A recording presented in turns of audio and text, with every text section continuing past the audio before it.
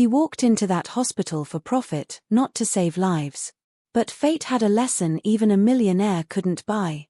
Pause. By the time he left, his empire meant nothing, because she'd already stolen the one thing he thought he'd buried forever, his humanity. He walked into the hospital not out of concern, but because it was a business opportunity.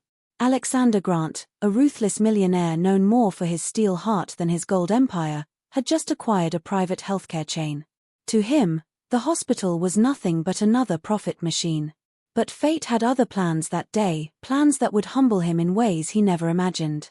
While walking through the pediatric ward to inspect renovations, he noticed a young boy clinging to a nurse's hand. The boy, frail and scared, had tears in his eyes. But the nurse, gentle, calm, and radiant, knelt beside him, speaking in the softest tone, promising that the pain would pass. The boy smiled. Something shifted in Alexander's chest, though he tried to ignore it. He scoffed and moved on. He didn't believe in kindness. To him, kindness was a distraction. Later, he met the nurse again. Her name was Evelyn. She wasn't impressed by his power, nor intimidated by his presence. In fact, she looked him in the eye and asked, "Do you even care about the people this hospital is meant to help?" He was stunned. No one talked to him that way. But she didn't flinch. Curiosity got the better of him. He returned the next day, and the next.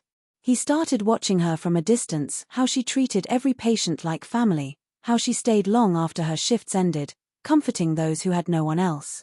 One evening, Alexander sat beside her in the break room. "Why do you care so much?" he asked. Evelyn smiled and said, "Because when I was a child in this very hospital, someone cared for me. That kindness saved my life. I'm just passing it on." Days turned into weeks. Alexander found himself staying longer at the hospital than at his boardroom meetings. He started funding better equipment anonymously. He built a playground outside the children's ward. And without telling anyone, he began reading books to kids on weekends. Then came the turning point. A patient, an elderly janitor, collapsed due to neglect at another branch hospital. The family couldn't afford treatment. The doctors hesitated. But Evelyn stood firm. "We'll treat him. I'll find a way to pay." When Alexander heard, he stormed into the room and paid the bill himself. Evelyn didn't thank him. Instead, she asked, "Why now?" And all he could say was, "Because you reminded me I used to have a heart." A week later, Alexander gathered his board and announced a massive change. 20% of all profits from his healthcare companies would go to free care funds. The board protested.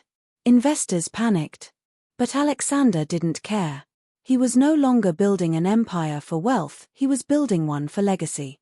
In the hospital garden one morning, he sat beside Evelyn and quietly said, "You saved more lives than any medicine here. Including mine." She looked at him, eyes glistening, and replied, "And you finally became the man your money could never buy."